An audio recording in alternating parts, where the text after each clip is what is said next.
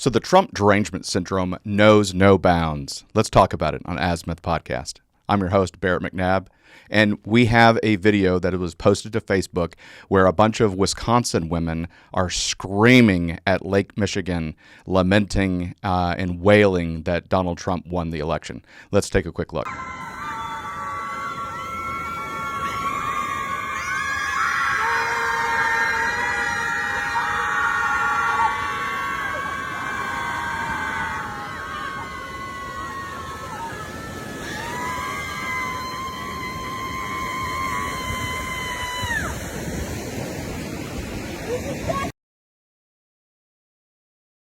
Of course, we had one last female that was just had a crescendo, and she just needed to have that moment all to herself.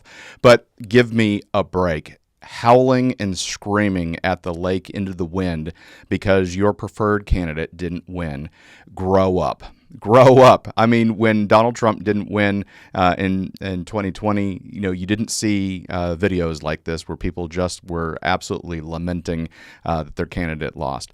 I mean, if you look at what Georgetown University did and set up safe spaces where college students could pretend not to be a grown-up for a little while and take naps on little pads on the floor, color, play with Legos, have soft snacks in order to cry on each other's shoulders. This is absolutely ridiculous. Now, past is prologue, and it turned out that the Clinton supporters did kind of the same thing in New York City on the anniversary of Donald Trump's first victory in 2017. So let's go ahead and take a quick look at Jesse Waters interviewing some of the people in New York City as they were howling at the moon.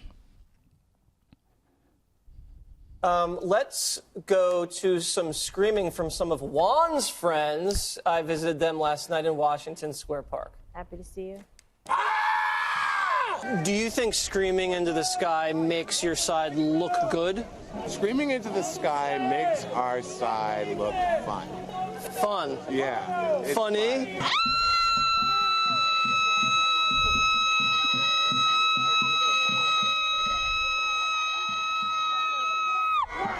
How do you feel now? Of course.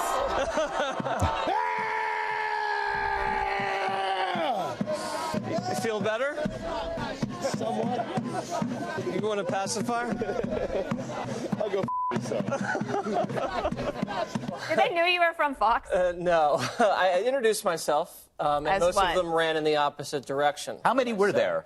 Only about 30, Gutfeld. There's more media than there were screamers. I was going to say each screamer probably had their own reporter. That's true. But I think that's a bad sign for Republicans because the best argument for Trump are the hysterical anti-Trump reactions. And if that's going away and everybody starts getting back to normal, you don't have that villain anymore. Oh, no, we're keeping it alive, Gutfeld. We are definitely keeping it alive.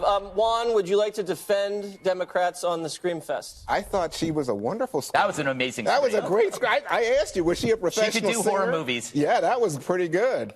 Well, I found the whole thing embarrassing, and Because I'm you were embarrassed there? for myself. Yeah, that's what I was going to say, because you had to show up and cover it. I don't think that was very cathartic for them. I think it was just too theatrical, and first of all, some of the screaming wasn't very good, and No, wasn't it was a done little properly. off-key. Did it look like they were having a little bit of fun, though? Yes. Yeah, the no, it drum, was, right? as Kimberly would say, a cathartic experience. Yeah. And, There just wasn't very many of them. I sent you No. the article about Philly. Like 6 people showed up. yeah, there was 3 people in Philadelphia. There's So the usually more- resistance is strong, everybody. The resistance is strong. Yeah. So again, I remember this when this happened back in 2017, and seeing these women screaming at the Lake Michigan just brought back those memories. And so I had to go back and find that clip. But in the comments, what do you think? Do you think that grown adults should be just screaming and carrying on because and whining and sniveling because their preferred candidate didn't win, or do you think people should be stoic and a little self introspective and try and figure out what went wrong and why the Democrat messaging isn't working and resonating with the American people? I mean, this is this is absolutely just hysterical. Now, I'm going to put a picture up here as well, and in the background, while these women were screaming, apparently this is a state park, there were a large group of Trump supporters that were on a hill in the background. I'll put a circle just where they're at, and they're flying Trump flags and recording the shenanigans that are going on with the little children, or grown-ups pretending to be little children as they're throwing a temper tantrum into Lake Michigan. And so the Trump supporters were kind of jeering the Harris supporters, and I mean, there was a bit of police there to make sure that the sides didn't actually come into contact with each other. But please, I mean, this person is putting this video on Facebook. You've got women that are saying, "Is she going to run again? Because I'll vote for her again if she runs again." Look, this woman is not going to win a primary again. Let's be honest. She never won a primary. And I think in 2028, if she does decide to throw her hat into the Democrat ring, I think she's going to lose and have the exact same level of support that she did for the 2016 primary for the Democrats. Obviously, Joe Biden won that primary, but Harris dropped out before Iowa, so she never received a single primary vote. And obviously in this 2024 election, she didn't receive any primary votes. She was basically anointed. But still, this was absolutely hysterical. I saw this. These women that are screaming. We're gonna have to watch it again. Let's watch it again.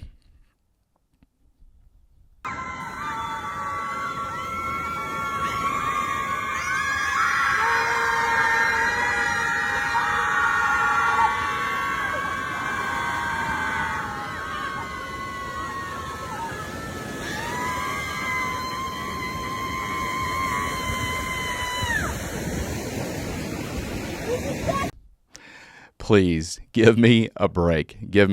Again, in the comments, what do you think on whether or not this is a useful pastime for Harris supporters to continue to do over the next 4 years?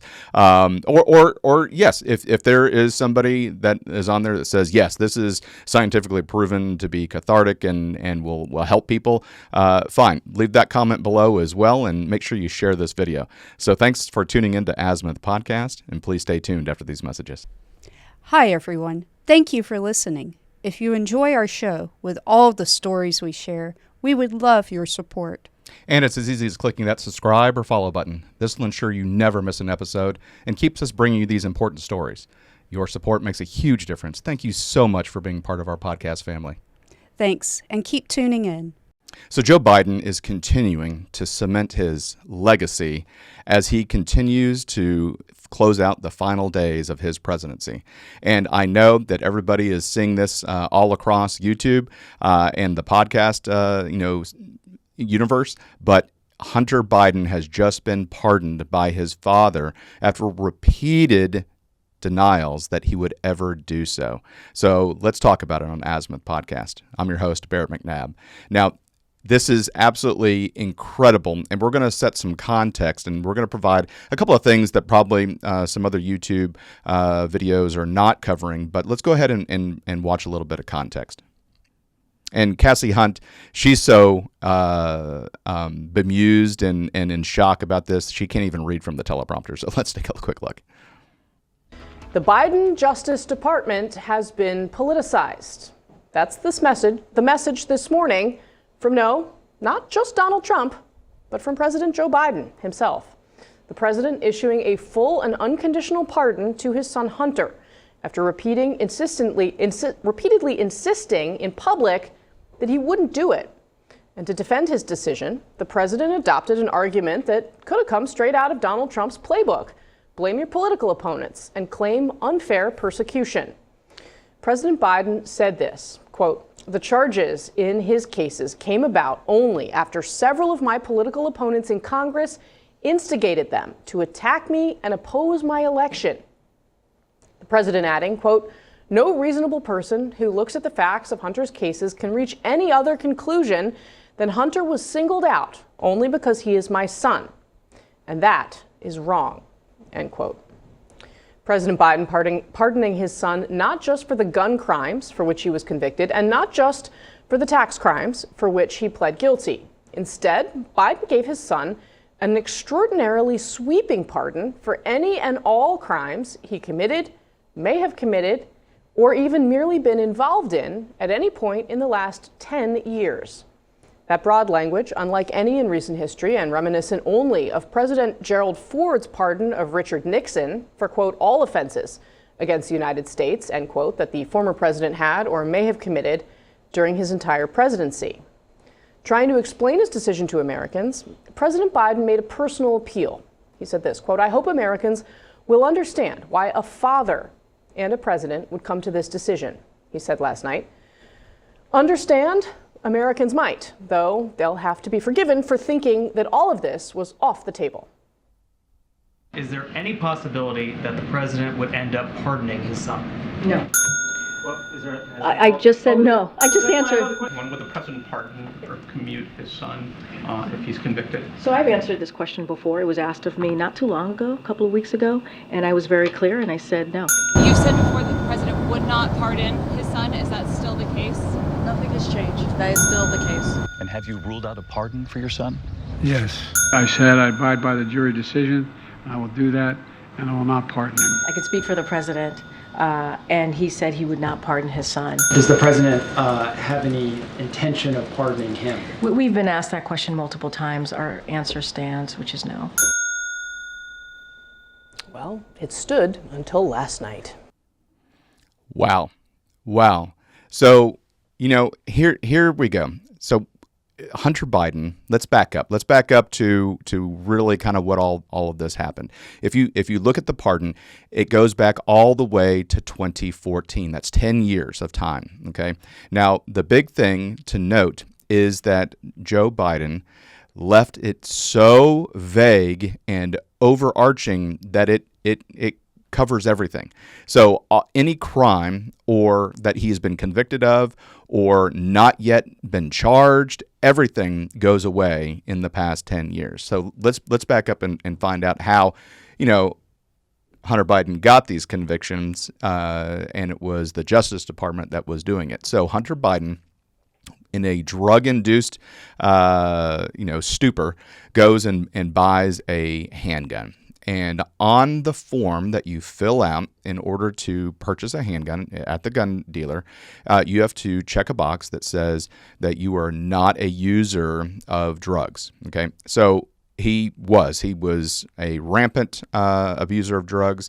In his memoirs, he has stated of his own accord that he has been a heavy user of drugs and was an addict. So he put no, that he did not use drugs, and so he lied on this federal form in order to acquire a firearm.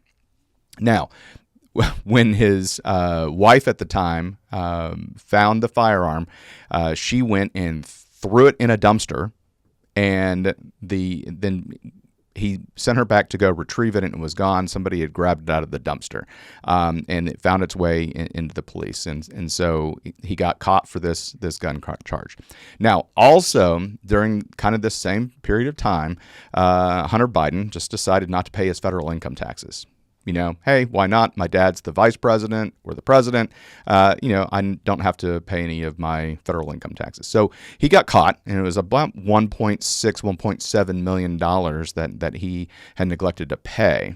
And that's not how much he earned. That's how much of the tax dollars that he had to pay back. And so he was being charged on that as well.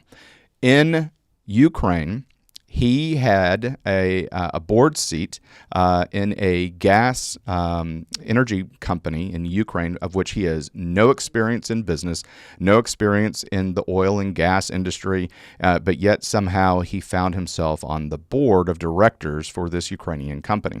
And during that period of time, he was drawing a huge salary. Now, President Trump wanted to investigate Hunter Biden on this, and this is kind of where all this Russian disinformation came about, because Joe Biden, said, "Hey, look, I'm going to fire the prosecutor," when he was the vice president, and he that was investigating his son, investigating the company, and he demanded that the prosecutor be fired. Trump wanted to find out more information about that, and he was going to withhold aid to Ukraine, and it was just this giant debacle. The telephone call was recorded. He got impeached for trying to withhold aid and influence, a foreign government and things like that. Now he was impeached, but then he was found not guilty in the Senate trial. So that was kind of a big giant nothing burger. But still, the fact that Hunter Biden got this job and Trump wanted it investigated, that was back in 2014. Okay, so now we're starting to paint the picture of what's going on. Also during this time period, because Ukraine and energy didn't work out, Hunter Biden went to China and got on a bunch of boards for Chinese companies and was talking about making payments to the big guy, and that if he didn't get what he wanted, he was going to have a very long memory and he was going to have the big guy go after him. Now, everybody understands that the big guy is President Joe Biden. Okay, so we know that. Now, with the gun charge, he decided to take a plea deal and plead guilty to a lesser crime and have it go in front of a judge. The judge took a look at it, and what they were trying to do, the defense attorneys, was have the tax charges put in there as well, and that he would get immunity. So by pleading guilty to the gun charge, which was reduced, he would have immunity on a wide variety of crimes. Now, the judge looked at this and said, hey, this is a gun charge case, or lying on a federal form for purchasing a firearm case. And what does all this tax stuff have to do with it? And she asked the prosecutor, hey, are you intending to provide blanket immunity for all crimes for him pleading guilty to this gun crime? And the prosecutor said no. And the defense attorney said, oh man, we are withdrawing our plea because it was our understanding that he was going to have blanket immunity, which would have covered all those tax fraud. It would have covered the Ukraine, board seat. It would cover the Chinese, shenanigans that were going on, and include his paintings that he was selling for hundreds of thousands of dollars, of which he has no talent. So the judge said, well, if this is not the case, then you can't throw all this blanket immunity stuff. So Hunter Biden withdrew his guilty plea and decided to go to trial because he wasn't going to have this blanket immunity, which is what he wanted. Now, he was found guilty on the gun charge for lying on the form, and he should have been because he was using drugs. It was proven that he was using drugs. He admitted he was using drugs, and he filled out the form incorrectly. Now, he was the trial is going on for his tax evasion, and he has not been sentenced there yet. And so with that, Joe Biden, President of the United States, in cementing his legacy, and you saw just how many times he said that he was not going to pardon his son, jumped in and pardoned his son. Now, the reason that he did that is because the federal prosecutors were not going to include the blanket immunity that the defense attorneys wanted in there. So that would have effectively been the pardon. But with Biden jumping in and saying, look, anything that he may have done during that 10-year period, I'm going to go ahead and pardon as well. So there's crimes out there that we don't even know about, and the only people that know about them are Hunter Biden and Joe Biden just took care of that. Now here's the big kicker. So we have the Supreme Court case that says that presidents are immune to prosecution when conducting official acts, right? Well, during this period in 2014, Joe Biden was the vice president. And during 2016, 2017, 2018, Joe Biden was a citizen. He was neither a vice president and he hadn't been elected president yet. But his son was still running around using his father's name in order to curry favors all over the world, collecting big, giant sums of cash. And there's going to be an investigation, or there would have been an investigation. So now when Hunter Biden gets grabbed up and says, look, you need to provide us information about your father and the business dealings, he can say, Fifth Amendment, I'm not doing anything because I have been completely absolved with this pardon for any of the shenanigans that I did for the past 10 years. Go find somebody else. Well, if you normally have a witness and you get that witness to testify against somebody else for a lesser sentence or immunity, he already has it. Hunter Biden now has that immunity.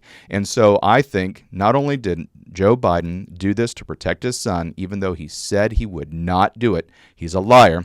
He lies about multiple things. The border is secure. Liar. The economy is doing well. Liar. So this big thing, he's protecting himself. Joe Biden pardoning Hunter Biden protects Joe Biden because now Hunter can't be leveraged, the addict, can't be leveraged to testify or provide information about his father during the periods of time that he was not the president of the United States, i.e. from 2014 when he was the vice president and from 2016 all the way until 2020 when he was a normal citizen, a regular citizen.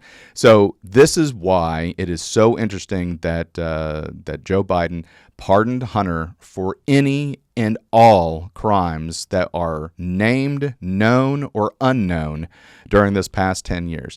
Hunter Biden just got a huge get-out-of-jail-free card for all of the stuff that he did. And let's just talk about Hunter Biden's character. Not only was he a drug addict, but he got his father, who was the vice president at the time, Joe Biden, to get a waiver for him to become an officer in the Navy Reserves. He showed up to his first drill, and they did a drug test, and he pissed hot on cocaine and immediately got kicked out of the Navy. So thanks, Dad, for getting me that, and now he's out of the Navy. So his brother passed away. All right, so Beau Biden passed away from brain cancer. He was the Attorney General from Delaware, and Hunter Biden, the stand-up guy that he is, starts banging the widow of his brother's wife, his widow, and is having an affair with his dead brother's wife. I mean, talk about class. You have all of the prostitution that's going on. He impregnated a stripper out of wedlock and had a daughter, and just fought tooth and nail to make sure that the child was not his. The state of Arkansas made him take a DNA test. Boom, it was his child, and he owed so much child support. Joe Biden, for the longest time, refused to acknowledge this grandchild of his, had stockings all up on the White House, and just would say his six grandchildren. And hey, man, you have seven because you have a child that was born out of wedlock in the state of Arkansas. And finally, after a huge deal, and he announced it like on a Friday, so that the news cycle would die over the weekend. Oh yeah, hey, I have another granddaughter, and we wish her, Merry Christmas as well. So, and then the story died. But still, anyway, this is Hunter Biden. This is who he is, and he just got a big giant Christmas present way earlier than he should have. So, thanks for tuning in to Azimuth Podcast, and please stay tuned after these messages. Hi, everyone. Thank you for listening. If you enjoy our show with all the stories we share, we would love your support. And it's as easy as clicking that subscribe or follow button. This will ensure you never miss an episode and keeps us bringing you these important stories. Your support makes a huge difference. Thank you so much for being part of our podcast family. Thanks, and keep tuning in. Is the United States about to get a few states smaller? Let's talk about it on Azimuth Podcast. I'm your host, Barrett McNabb. So a Democrat state senator is proposing two things. One, that New York should stop paying federal income tax to the United States government. And two, that she should take New York State and a bunch of other northeastern states and become a province of Canada. Let's take a look. Radical ideas to counter the Trump administration appear to be gaining traction among some Democrats. One New York state senator is even floating the idea of having New York withhold federal taxes and then the Empire State seceding to join Canada. Senior correspondent Eric Shawn is live with more. There's about as much chance of that as a pink unicorn leading the Thanksgiving Day parade tomorrow. Hey, hello, John. Good morning. Well, it's a defiant plan against President-elect Trump's mass deportation plan. Succeed and join our neighbor to the north. That is exactly what Manhattan liberal Democrat State Senator Liz Krueger is proposing, that the Empire State and fellow blue northeastern states leave the U.S. and join Canada to protest Trump's plan. She said this back in September before the election, quote, "Instead of us all trying to illegally cross the border at night without them noticing, which is pretty hard because there's lots of us, that they should instead agree to let us be the Southeast province, a new province of Canada. New York, Connecticut, Massachusetts, Vermont would combine and be a great new province as the Southeast province of Canada. Basically, everybody in these states are progressive Democrats who would fit in pretty well with the political philosophy of at least most of the Canadian elected officials." Well, in a new interview with Politico, State Senator Krueger, who chairs the powerful State Senate Finance Committee, also says that her state and the others should stop sending tax money to the federal government as part of their protest. New York State's controller says that the Empire State sends more than $361 billion a year, or provides 6.5% of the whole federal budget. But incoming Trump border czar Tom Homan says nothing will stop them.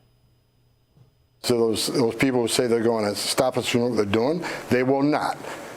I'm going to do this job. Men and women of ICE are going to do this job. You're not going to stop us. But let me give you a word of advice.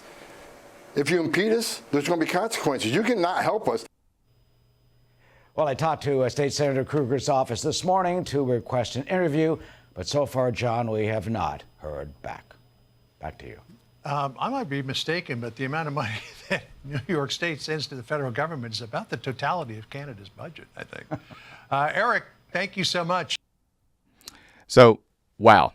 Here we go. So this Democrat senator, state senator, you just want to make sure, so a senator within the state of New York, not one of their federal senators that go to Washington, D.C., is talking about seceding from the United States. Now, on the by and the initial gut reaction, good riddance, right? New York State and some of those wacky northeastern states, if they left the United States, it would all but guarantee the rest of the United States would be a completely red country. Colorado would just have to take it right on the chin. California would have to take it on the chin.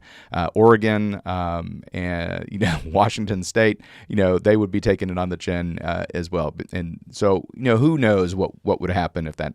But there has been a civil war already in the United States, and states attempted to secede.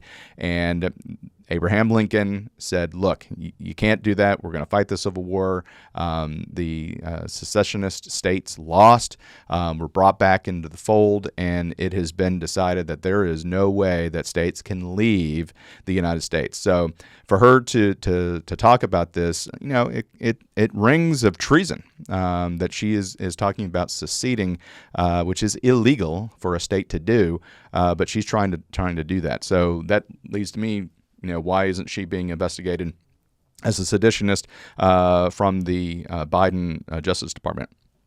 But still, this is absolutely absurd. Absolutely absurd. And it just reeks of the women screaming into Lake Michigan, lamenting that Donald Trump won and beat Kamala Harris in the 2024 election. This Trump derangement syndrome has just got to go. Now, one of the things that she's talking about is she's protesting the fact that we are going to have a lot, more enforcement of existing immigration laws. Remember, there are already immigration laws that are on the books. We are just not enforcing them. The Biden-Harris administration is being negligent, and they are choosing not to enforce the laws. With the appointment of the border czar coming up, the ICE agents are already much happier. They've gotten speeches, they've gotten on TikTok, and they are so excited to be allowed to do their job in accordance with the law again. Because again, Mayorkas has been really not following the law. He got so close to being impeached and removed from office because he is really betraying the United States in favor of illegal immigration and illegal migrants coming into the United States. And so what we're going to see is a enforcement of the existing laws, as well as the putting executive orders and executive actions back in place, similar to the Trump administration previously, the Remain in Mexico, the continuation of building the border wall. But this state senator is really upset that ICE agents and immigration agents are going to be doing these mass deportations. Now, kind of along the same lines, the mayor of Denver has said that Denver is a sanctuary city, and that he's not going to let his police officers assist ICE. And you just heard Holman. If you don't assist us, that's fine. But if you impede us, then there's going to be consequences. He's already said that if the mayor tells the police officers to specifically impede ICE agents from doing their job, he's going to arrest the mayor of Denver. And the mayor of Denver said, hey, fine, go ahead and arrest me, but it's all fun and games until that actually happens. So it's that F around and find out. And the mayor of Denver is about to find out, as well as this state senator. So this is absolutely absurd. I want to know what you think in the comments. Should New York State secede from the United States? 2 questions. Should New York secede from the United States? And then question number 2 is, can New York secede from the United States? I want to know the answer to both of those questions, and if some of you are legal scholars, put the case law in there too. I'd love to see that. So I saw this. This is just absolutely absurd. This week has and the week prior has just been filled with Trump derangement syndromes, and hopefully you are finding this as humorous as I am. So thanks so much for tuning into Azimuth Podcast, and please stay tuned after these messages. Hi everyone. Thank you for listening. If you enjoy our show with all the stories we share, we would love your support. And it's as easy as clicking that subscribe or follow button. This will ensure you never miss an episode and keeps us bringing you these important stories. Your support makes a huge difference. Thank you so much for being part of our podcast family. Thanks, and keep tuning in.